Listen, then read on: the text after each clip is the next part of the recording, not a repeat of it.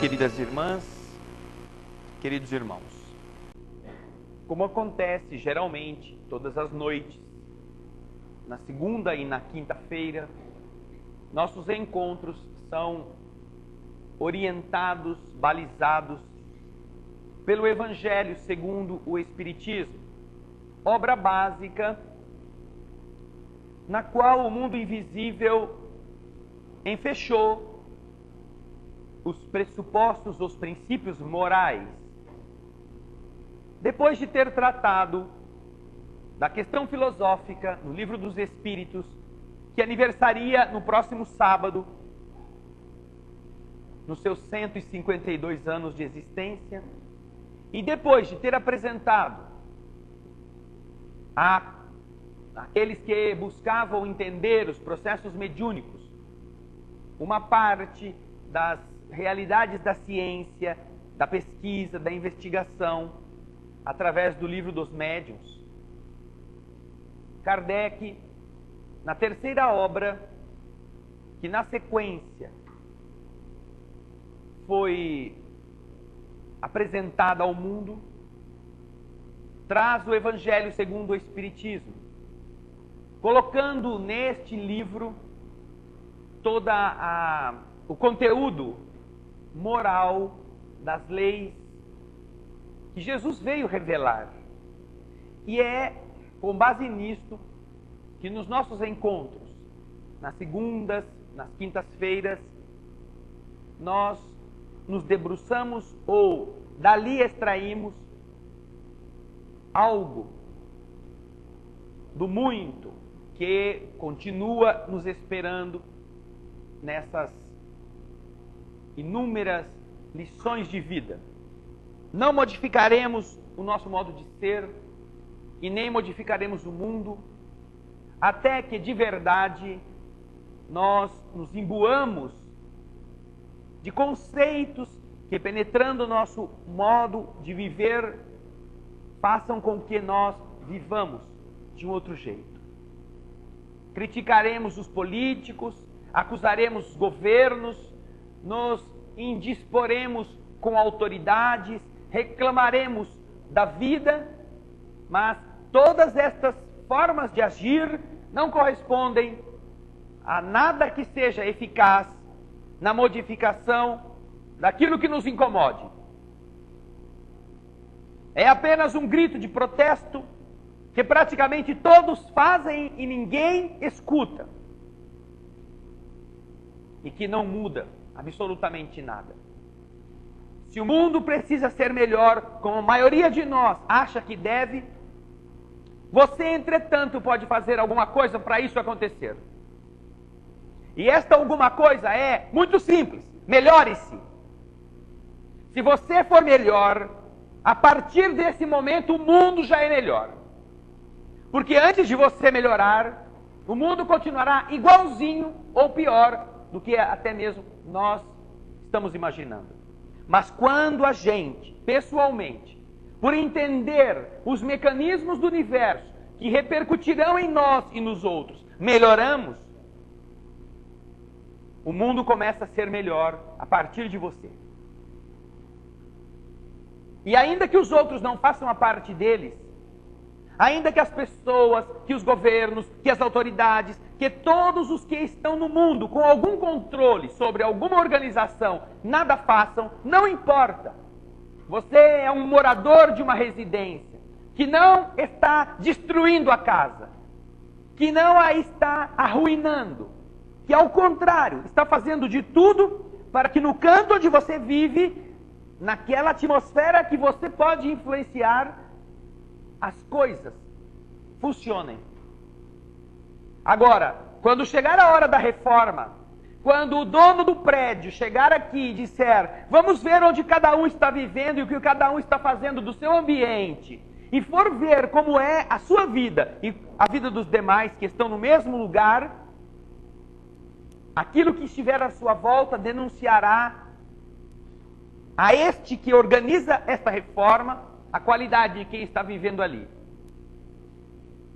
Você vai na casa de uma família humilde, como nós visitamos nas favelas, e encontra caixotes de cebola transformados em guarda-roupa,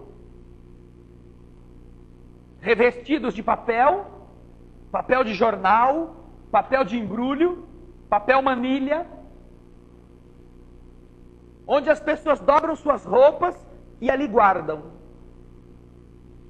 E você vai na casa de gente rica e entra no quarto daquelas pessoas que parece que não se sabe onde está a cama.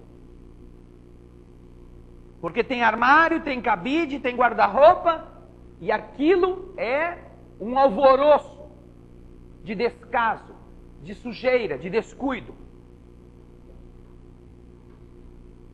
Por quê? Não é ser pobre ou ser rico que faz a diferença. É ser disciplinado nos princípios de vida.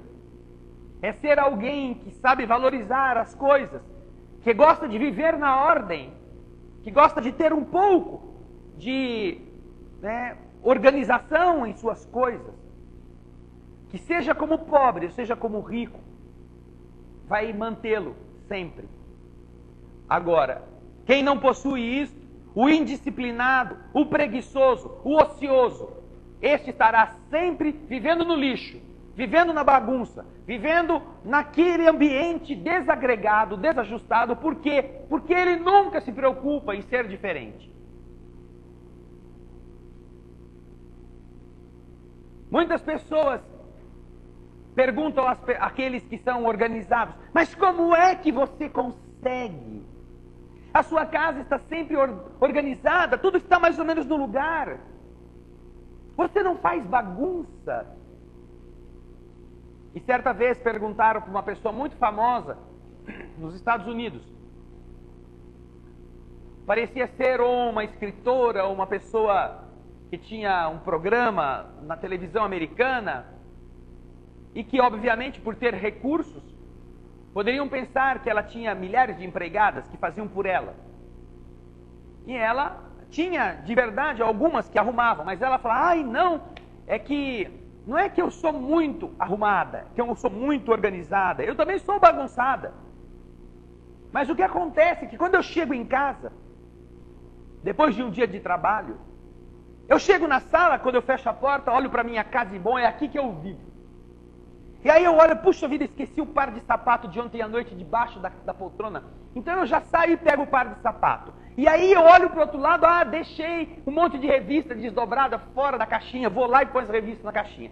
Saí da sala, passo pela copa, na copa eu vi meia dúzia de copos que estavam ali mal arrumados, coloco eles no lugar, vejo um tapete dobrado no chão que não estava como deveria estar, ou eu gostaria que estivesse, cadeiras que eu não pus direito para serem arrumadas debaixo da mesa, vou arrumando. E assim, por onde eu vou passando, na hora que eu chego no quarto, minha casa está arrumada de novo. Pronta para o meu dia seguinte. Essas realidades demonstram a qualidade do espírito que nós somos. E nós só conseguiremos mudar o mundo se nós assumirmos conosco esse compromisso. Não é de que o mundo tem que ser melhor para que a gente seja feliz. Não, é que a nossa capacidade de ser ativo, de ser quem aprende e quem transforma a si próprio, intervenha no mundo. E outros façam isso. Outros comecem, outros se animem, outros vejam. Porque do mesmo modo que o mal contagia na desgraça, o bem também contagia. Do mesmo modo que a violência induz a violência, também o contrário é verdade. Estar o indivíduo voltado para esforçar-se e melhorar as pessoas, ajudar os outros, ouvir, ser carinhoso, ser carinhosa, isso estimula nas pessoas a mesma atitude. É por isso que o Evangelho é tão importante. Boa notícia. Num mundo em que as boas notícias são sempre escassas por causa dos nossos egoísmos, a boa notícia do Evangelho é a base para os nossos encontros, nestas noites de segunda e de quinta-feira. E estamos tratando do último capítulo que nós comentamos. Já que o Evangelho segundo o Espiritismo tem 28 capítulos, mas o último, que é o capítulo 28º, que é uma coletânea de orações espíritas, nós não o comentamos. Deixamos aos interessados que possam lê-lo em suas casas, que possam entender mais ou menos como Kardec ofereceu não um modelo a ser decorado e repetido, como se a oração decorada fosse forte. Não. Mas como ele colocou para pessoas na sua época muito apegadas aos textos, porque a doutrina espírita veio ao mundo num período em que havia a predominância de uma filosofia religiosa bastante antiga e que dominava pelo medo, pela imposição do inferno de Satanás, e apresentava alguns recursos que ajudavam as pessoas a se apegar, como era o caso do catolicismo da França, no período de 1850. Kardec, então, para que as pessoas que fossem começar a ter um contato com a doutrina espírita, que em momento algum se prende a qualquer apetrecho, qualquer atavio, qualquer objeto para auxiliar na fé dos outros, pudessem ao menos entender como é que eu rezo. Qual é a reza que o Espiritismo tem? Porque elas estavam acostumadas com as rezas da igreja. O Padre Nosso, Salve Rainha, os credos não sei o quê, ia nas cerimônias e lá tinham que ficar repetindo, ainda que fosse em latim, ou tinham que ficar guardando as falas que, assim, até hoje acontecem. Então Kardec oferece o capítulo 28º como sugestões possíveis que as pessoas utilizem quando estão num momento de dificuldade para a oração. Uma vez que a doutrina espírita não comunga da prece decorada, porque não é o que você fala, o que você repete em palavras, que vai ter esta ou aquela influência ou aquele poder, mas sim é, como Jesus ensina, de onde você tira o que você está falando, que vai ter a interferência necessária no mundo espiritual. Kardec não poderia dizer, olha, rezem desse jeito que está escrito aqui, que aí você resolve o problema. Não. Ele apenas sugere, e o capítulo 28º, que é o último, é essa coletânea. Situações diversas que as pessoas passam e podem ter uma noção de como fazer um pedido, de como solicitar ajuda. Mas, acima de qualquer coisa, acima de qualquer reza, prevalece o que está no capítulo 27º, que é o que nós estamos comentando. Para nós, o último na sequência dos comentários. Pedi e obtereis. Como fazer isto? Como nos relacionarmos com o Criador de todas as coisas? Como conseguirmos que Ele sinta o que nós sentimos e saiba o que precisamos? O capítulo 27º, portanto, nos dá estes requisitos, apontando que a prece, como nós já vimos antes, precisa ter algumas qualificações que Jesus recomenda. Já falamos de algumas delas. Falta-nos comentar a última, para relembrar, que eu tenho certeza que vocês guardaram, mas só para a gente esquentar um pouquinho a memória. Jesus pede, nos ensinamentos que nos dá sobre a qualidade da prece, que primeiro, quando formos orar, recolhamos-nos em nosso quarto, para que oremos em segredo. Que falemos com o Pai da forma mais sincera e anônima. Porque era muito comum na época, e em algumas situações até hoje também, que as pessoas se posicionassem publicamente e fizessem aquelas orações, onde o orgulho, onde a empáfia, onde a arrogância transparecesse, e os mais humildes ficassem impressionados. Nossa, como reza bonito, como é isso, como é aquilo. Jesus reconhece, ao contrário, que a qualidade essencial da prece é a da intimidade sua com o Pai, a quem ela é destinada. Então, quando orardes, diz aqui o Evangelho: não vos assemelheis aos hipócritas, que se comprazem em orar em pé nas sinagogas e nas esquinas, para serem vistos pelos homens. Em verdade eu vos digo que eles já receberam sua recompensa. Mas quando orardes, entrai no vosso quarto e, estando fechada a porta, orai ao vosso Pai em segredo. E vosso Pai, que vê o que se passa em segredo, vos recompensará. Primeiro ensinamento, primeira qualidade da oração: discrição. Naturalmente, que não estamos aqui considerando as orações que são feitas em público para o público participar delas, como é o caso das diversas igrejas que rezam com os seus fiéis, obviamente. Não como prática de enaltecimento, de engrandecimento, mas como integração de todos no mesmo objetivo. Estamos nos referindo, entretanto, como Jesus aqui coloca, à forma pela qual cada um de nós, consigo mesmo e com o Pai, devem entrar em contato, devem aproximar-se. Primeiro requisito, portanto, discrição, sinceridade. Fechando a porta, o Pai, que vê o que se passa em segredo, vos recompensará. Segunda advertência, segunda qualidade: não afeteis orar muito em vossas preces, como se fossem os gentios, que pensam ser pela multidão das palavras que serão atendidos. Deus não é surdo. Deus não é esclerosado. Deus não se verga pelo peso da repetição, como pais e mães se vergam à insistência dos filhos que nunca aceitam o não como resposta. E aí ficam: mas deixa, mas deixa, você prometeu, deixa. E de tanto pedir, de tanto amolar o pai e a mãe, aquilo que era não se transforma em sim. E a criança aprende que quanto mais pedir, quanto mais insistir, quanto mais forçar a porta, mais facilidade o não se transforma em sim. Quando orar, diz o Evangelho, orai com comedimento.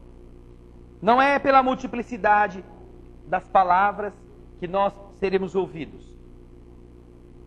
Não vos torneis, portanto, semelhante aos gentios, porque o vosso Pai sabe do que necessitas antes de o pedirdes. Se nós ficamos repetindo, nós estamos demonstrando que achamos que Deus não é sábio, que Deus não sabe o que nós estamos carecendo. E tratamos a divindade como nós nos tratamos, com a mesma sem cerimônia, com a mesma falta de confiança que nós temos uns para com os outros, porque somos esquecidos, somos indiferentes. E você tem: olha, fulano, você lembra, amanhã você não esquece de trazer? Não esqueço. Daqui a 10 minutos. Olha, você lembrou, né? Você anotou aí no papel? Anotei. Então, amanhã você traz? Trago. Aí mais 15 minutos. Olha, eu vou embora daqui a pouco, mas você não esquece. E na hora de ir embora você abraça e fala: olha, deixei um papelzinho aqui na sua carteira para você não esquecer. E não é que no outro dia o cara esquece?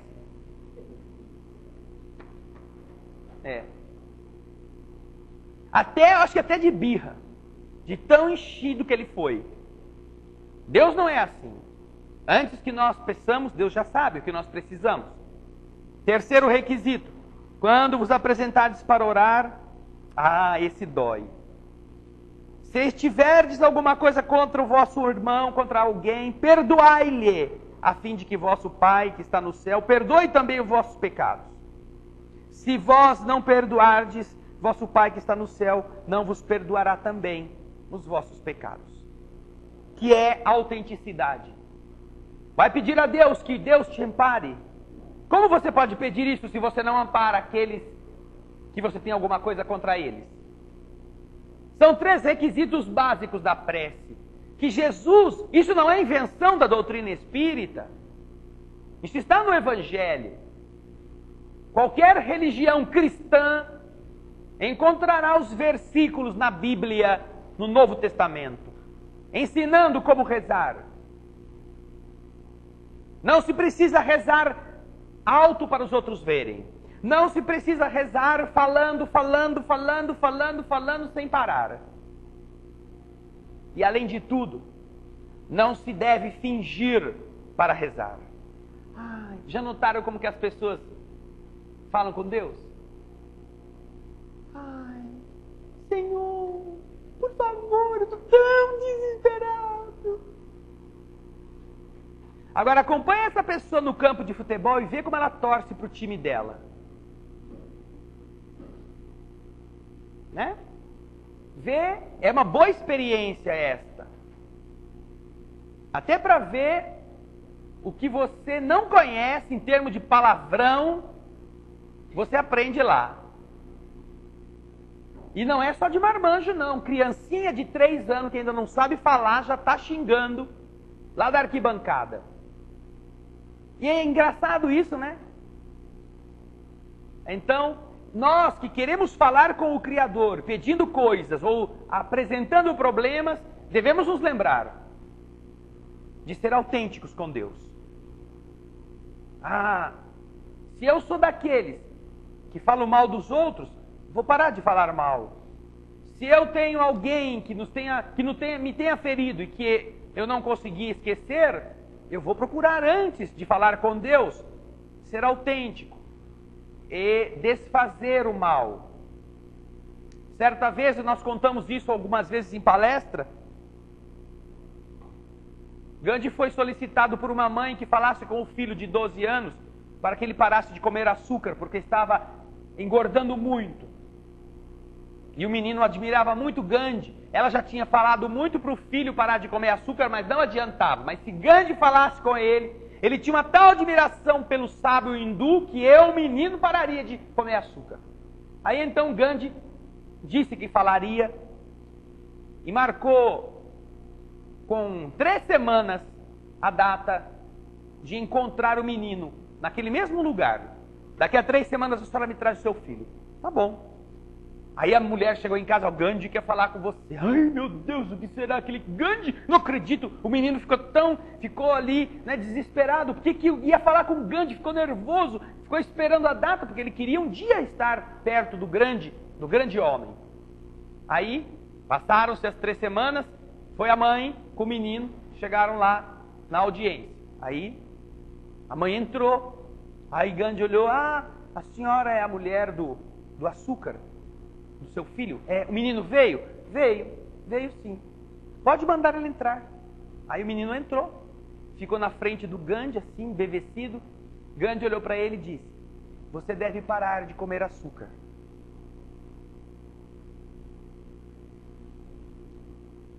E a mulher do lado ficou olhando. Que mais? Não. O problema do menino não é comer muito açúcar, é? Então, meu filho, para de comer açúcar. Mas não vai falar mais nada? Não era isso que a senhora estava pedindo? Você entendeu, meu filho? Entendi, sim, senhor. Não coma açúcar. Mas a mulher que esperava que Gandhi fosse falar e falar, como ela fazia com o filho dela, sabe, mãe, que o filho nunca escuta? Menino, não faz isso. E o menino faz, menino, não faz isso, menino. Ela achava que Gandhi ia bancar a mãe, como ela era. O menino saiu, assim, impressionado com a energia daquele homem, e a mulher falou assim: mas, senhor, me diz uma coisa, o senhor mandou passar 3 semanas aqui, depois de 3 semanas o senhor chegar aqui e falar pro meu filho só isso? Não dava para ter falado no dia que eu pedi? Eu falei assim: não, minha filha, é que naquele dia eu também estava comendo muito açúcar. Então, durante essas 3 semanas, eu parei de comer açúcar, para que eu falasse para o seu filho alguma coisa que fosse verdade, alguma coisa que eu estivesse fazendo, que eu não apenas repetisse uma ordem que eu não sei quanto pesa naquele que tem que abster-se. Então eu pedi 3 semanas, por causa da minha fragilidade, que eu também estava comendo demais açúcar. E depois de ter vencido essas 3 semanas de abstenção, de abstinência, Hoje eu posso falar para o seu filho não comer açúcar. Essa é a oração das atitudes. Não é a oração das palavras. Qualidade da prece que Jesus recomenda e que nós já comentamos aqui. Agora vamos para a outra. A outra é uma situação que Jesus coloca, contando-nos o seguinte: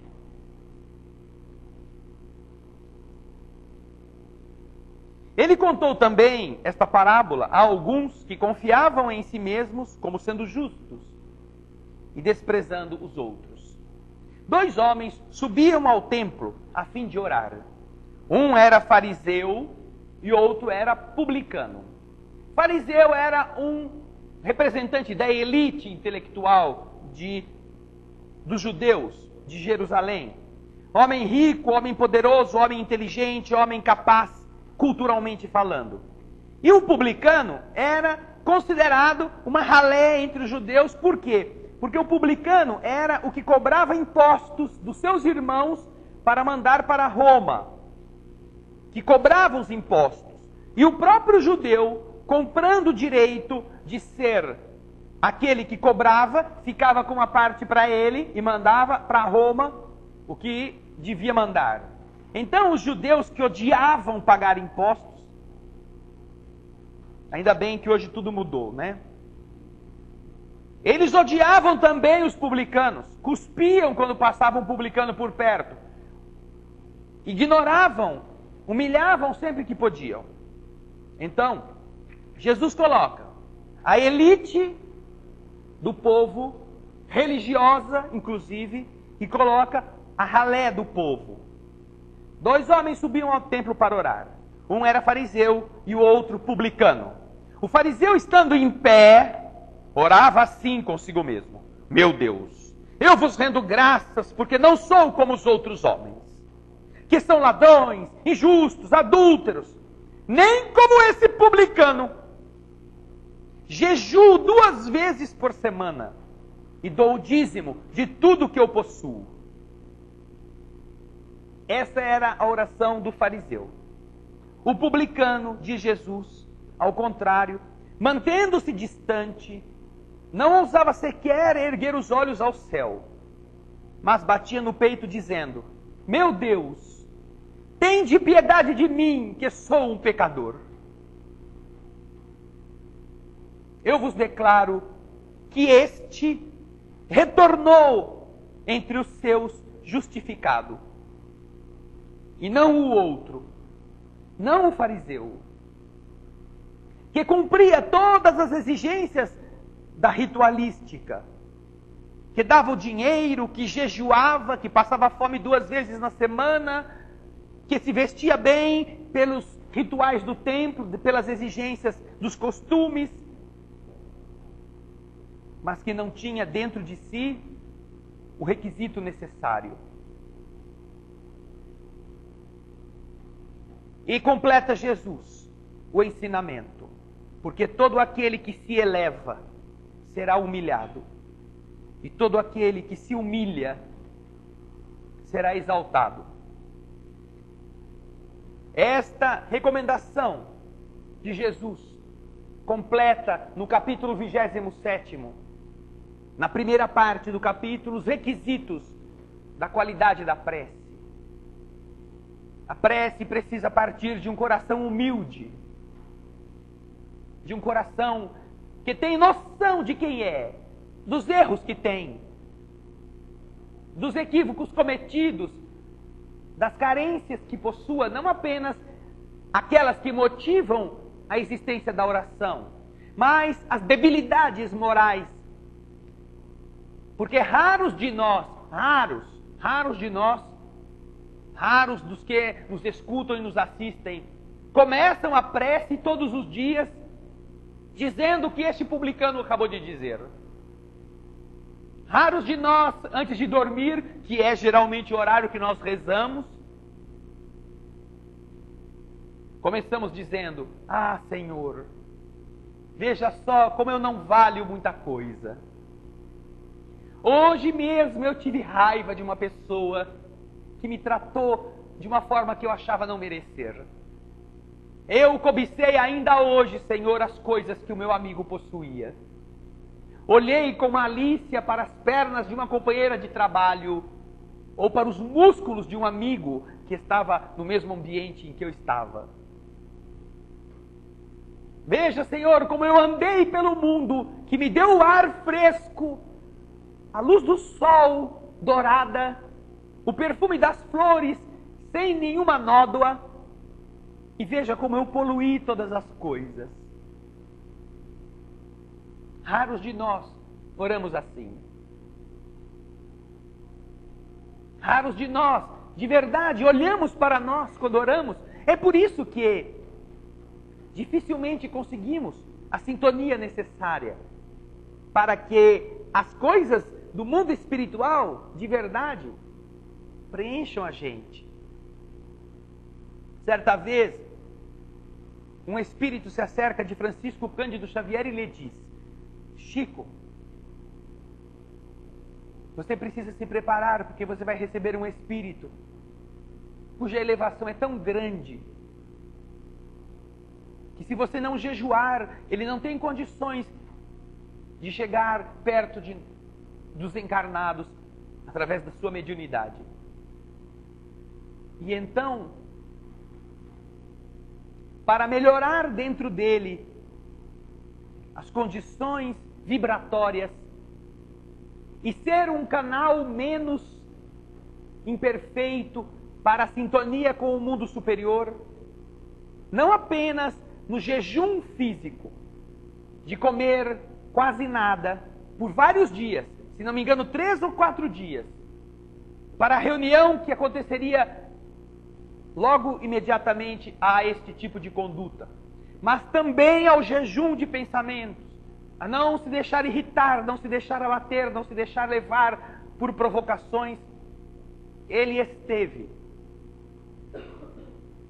procurando limpar, imagina quem, hein? Francisco Cândido Xavier, atendendo a um pedido de espíritos que vieram prepará-lo, porque através dele um espírito luminoso iria manifestar-se.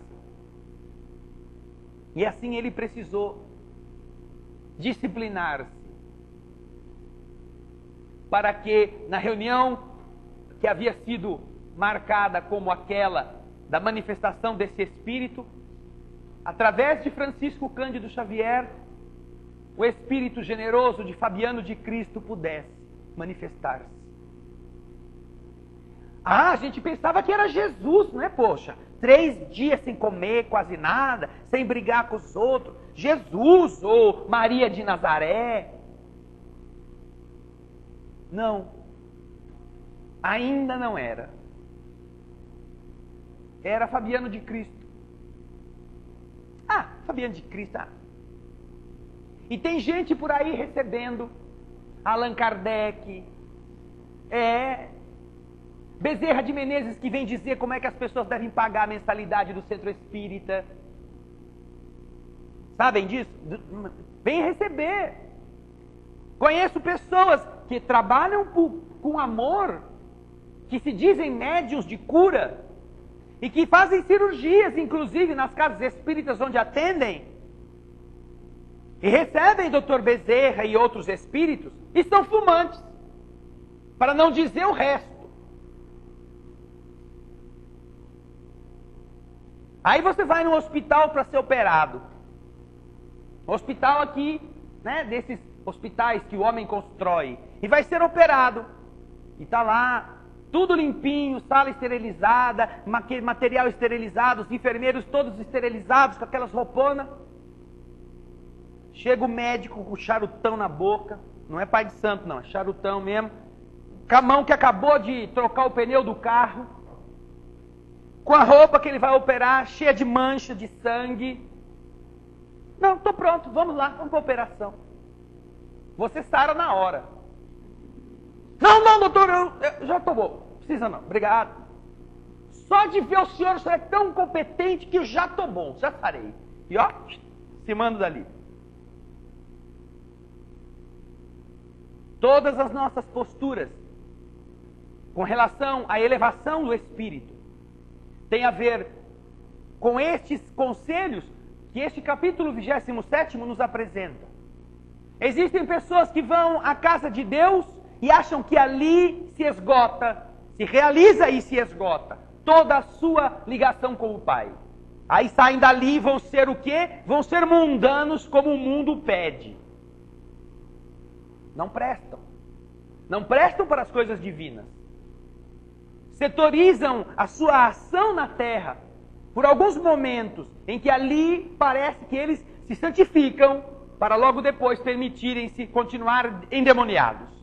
Se é que poderíamos dizer aqui alguma coisa nesse sentido, apenas figuradamente, porque sabemos não existir essa figura religiosa tão temida por muita gente. Não é possível que a relação do homem com Deus se resuma nesse peditório infundado e desrespeitoso. Porque não foi isso que Jesus ensinou. Agora, por que é preciso fazer reza se o próprio Evangelho nos ensina que Deus já sabe o que nós precisamos? Se Deus sabe o que nós precisamos, por que que pedimos? Por que que precisamos pedir? Se Deus já está sabendo, Ele que mande. Mas é importante que oremos, porque a oração não fala a Deus do que nós precisamos. A oração fala a Deus de quem nós somos. E isso é muito diferente. Quem nós somos. Porque quem nós somos estará espelhado em como nós oramos. De que modo nos posicionamos diante do Criador. Com que sinceridade falamos com Ele, abrindo o nosso coração. Fomos capazes de perdoar o nosso vizinho? Ou estamos rezando, pedindo a Deus que o ajude a ser Ele diferente? A Ele ir embora de perto de nós? A que a pessoa difícil se aparte. Quando nós rezamos, não o fazemos. E é este o ensinamento mais profundo do capítulo 27. Não o fazemos para que a nossa voz mansinha convença a Deus de que viremos anjos. Não. Através do que nós emitimos, nós demonstramos quem somos. E Deus pode, desta forma, avaliar quão maduros estamos para sermos daqueles que se relacionam com Ele. Você vai fazer aniversário nesta semana.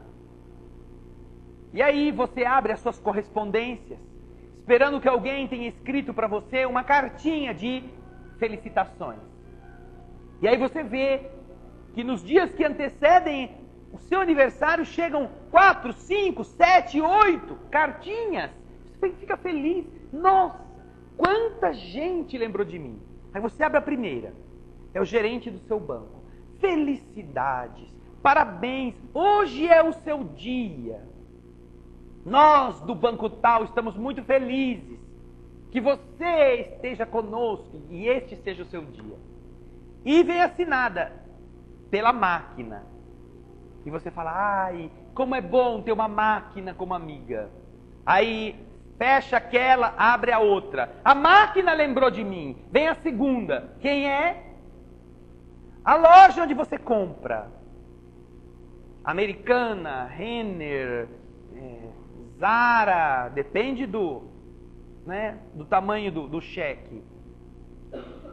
Puxa, será que eu tenho um amigo lá na Americana que se lembrou de mim? Vem lá, o gerente da loja Americana está muito contente que você seja nossa cliente preferencial e que está fazendo aniversário. Daí, seu amigão é um cara que você não sabe onde mora, não sabe quem vive, não sabe o que faz, mas ele está mostrando que você é importante. Abre o terceiro, o quarto, é tudo de loja, porque afinal de contas você vive comprando. Casas Bahia, para não... Vamos multiplicar aqui né, as marcas das lojas, porque senão vão falar que a gente está sendo, né, abastecido pela Americana. Ai, por fim um diferente. Abriu lá. Vereador fulano de tal, cumprimenta você pelo seu aniversário. Você acredita que eles gostam de você?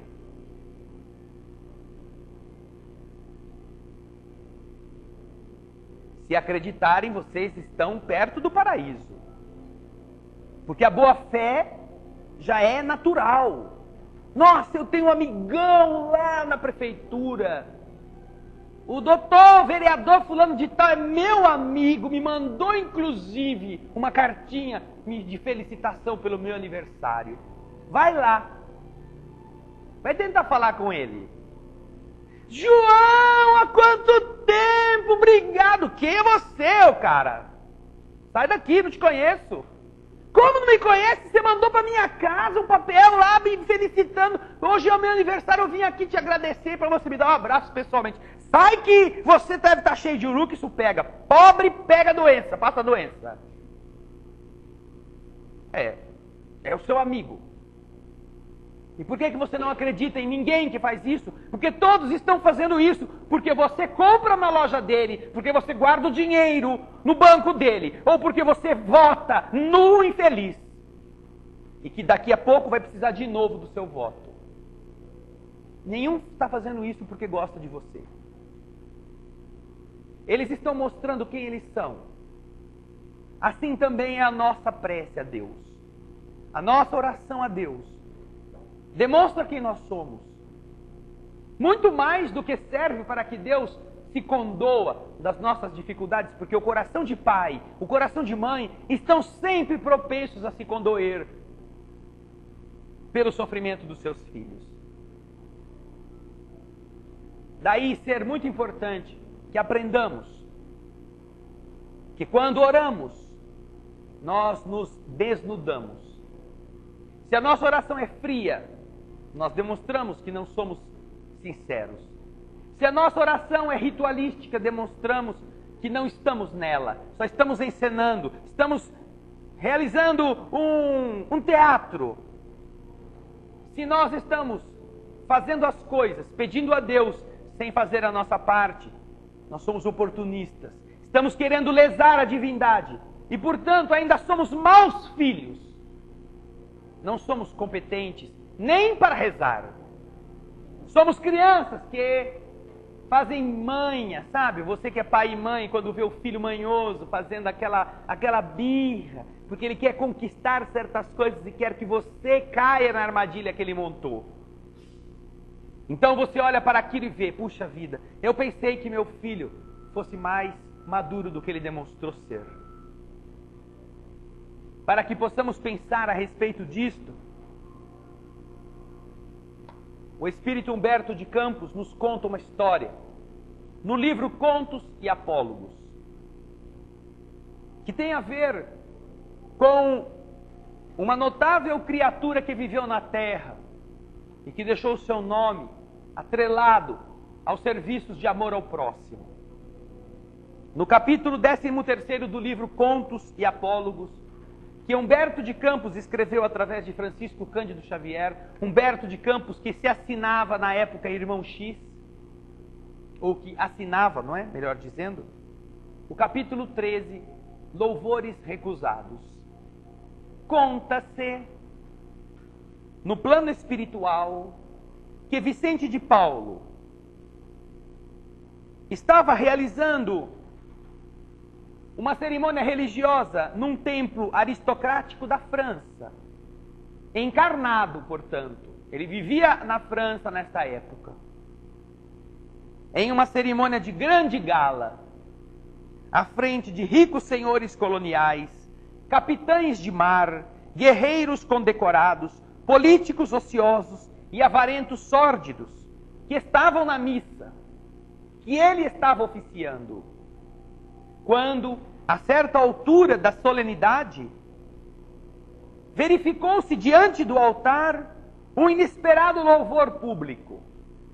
Ninguém havia contado com aquilo, mas um velho corsário, um pirata, abeirou-se da mesa sagrada da Eucaristia e bradou, aparentemente contrito: Senhor, agradeço-te os navios preciosos que colocaste em meu roteiro.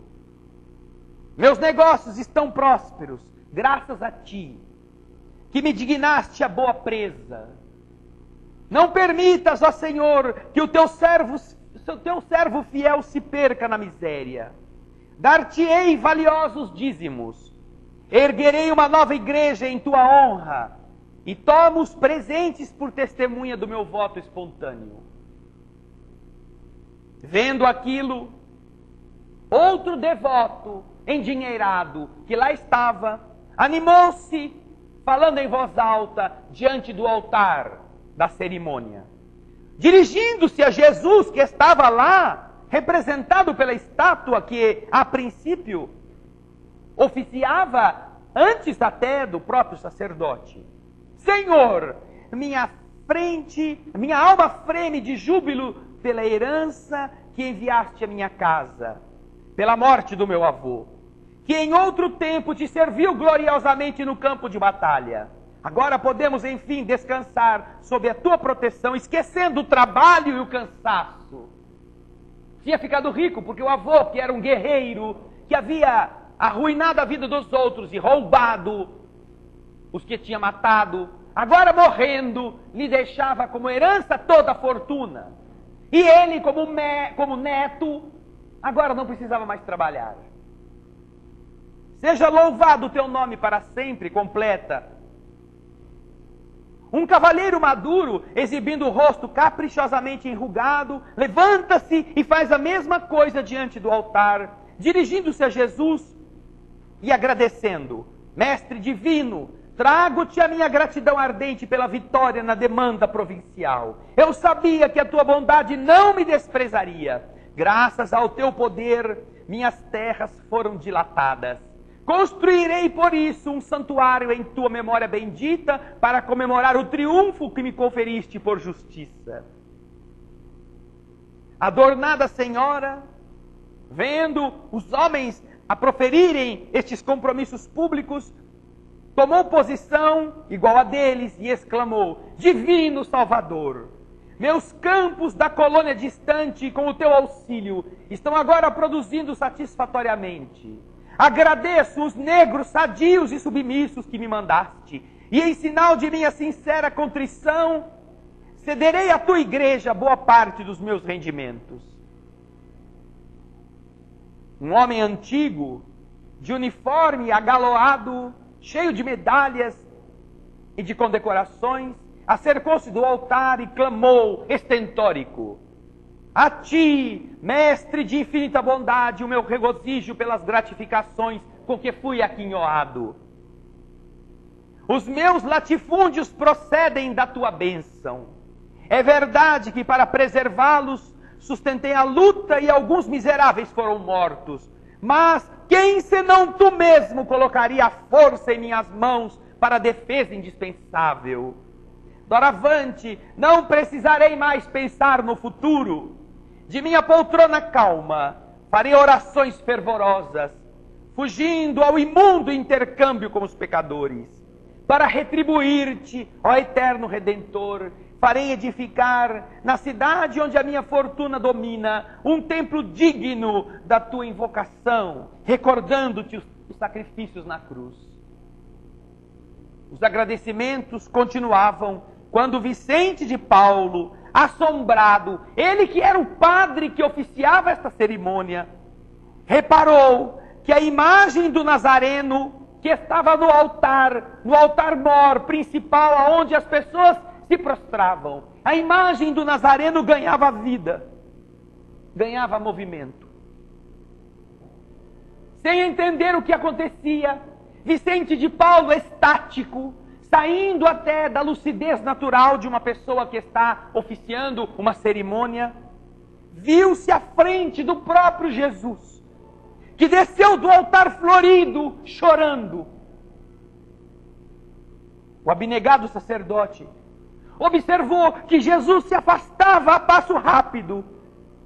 Contudo, em se sentindo junto dele, cobrou ânimo e perguntou ao Senhor, igualmente em lágrimas: Senhor, por que te afastas de nós?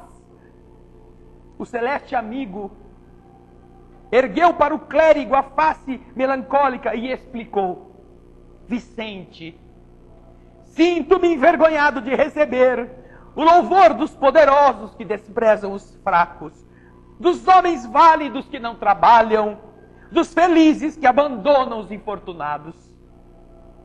O interlocutor, Vicente, sensível, nada mais conseguiu ouvir. Cérebro e turbilhão, desmaiou ali mesmo na cerimônia, diante da assembleia intrigada, sendo imediatamente substituído, e então, febril, delirou alguns dias, prisioneiro de visões que ninguém entendeu. Quando se levantou da incompreendida enfermidade, vestiu-se com a túnica da pobreza, trabalhando incessantemente na caridade até o fim dos seus dias. Os adoradores do templo, entretanto, continuaram agradecendo os troféus de sangue, de ouro e de mentira, diante do mesmo altar, e afirmaram que Vicente de Paulo havia enlouquecido. Louvores recusados, rezas que demonstram a qualidade de quem está pedindo. Capítulo 27 do Evangelho segundo o Espiritismo, que é uma aula para aqueles que desejam entrar em contato com Deus, não para que Deus escute, mas para que Deus nos conheça, para que Deus saiba quem nós somos. Pensem nisto, leiam em casa. Vocês que estão na internet e não têm o Evangelho, na nossa página, mensagefraternal.org.br, você pode fazer o download gratuito desta obra básica, como de outras, das outras 4 obras básicas, e pode ler no seu computador o capítulo 27 do Evangelho segundo o Espiritismo. Nós agradecemos a companhia de todos e convidamos a todos, igualmente, para a prece de encerramento do nosso encontro desta noite. Senhor, nós te agradecemos as dádivas da vida, as oportunidades que as pessoas criam para que a mensagem de esperança prolifere. Não apenas com a invenção de processos, de aparelhos, de tecnologias, mas também com o devotamento de almas abnegadas, desencarnadas ou encarnadas, que cooperam para que todo este caminho possa ser percorrido, que dão do seu esforço, que dão do seu sacrifício, que dão dos seus recursos, uma pequena fração, graças à qual a multiplicação do mundo invisível transforma o pouco que temos num grande farnel, a chegar aos rincões mais distantes, mas sobretudo ao mais profundo dos corações. Obrigado, querido Mestre, pela ação incansável das entidades espirituais que, além de todas as dificuldades, ainda precisam encarar a nós mesmos, ainda precisam conviver conosco, com a nossa dureza, com a nossa indiferença, com a nossa fragilidade, e não perderem a boa vontade, não perderem o ânimo, não se deixarem abater pelos obstáculos que nós naturalmente representamos para eles. Obrigado por cada irmã, cada irmão que nesse instante em oração se unem às vibrações que ora enfechamos em um pequeno buquê de flores humildes, com as quais nós desejamos que você, Jesus querido, possa enfeitar a terra inteira. Desculpa-nos na pobreza do que temos. Desculpa-nos pelo pouco que ofertamos. Mas saiba, Jesus, que o que oferecemos é o mais sincero, é o que mais representa o nosso esforço de cooperar contigo, não apenas no matar a fome do estômago, de impedir a morte de inanição, de salvar da amputação os membros afetados de um corpo abatido, um corpo debilitado. Mas, além disso, é de também levar a tua palavra e a palavra dessas entidades generosas a todos os rincões, para que sem compromisso possam aprender e possam eles próprios discernir o que fazer. Obrigado, Senhor, por todos os que se juntam nesta teia de amor, que agora enfeixará também a canção que você nos ensinou e que nós pedimos que nos ajude a escutar. Almas do céu, ouvi o doce canto do fundo do coração, com calor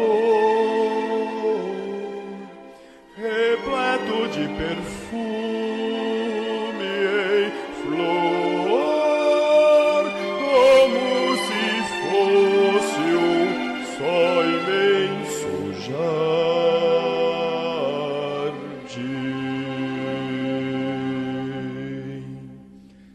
É a voz do bem que o Cristo tem para espalhar por toda a terra e fazê-la cantar. Oh, Jesus, que bom ter-te encontrado nesta estrada de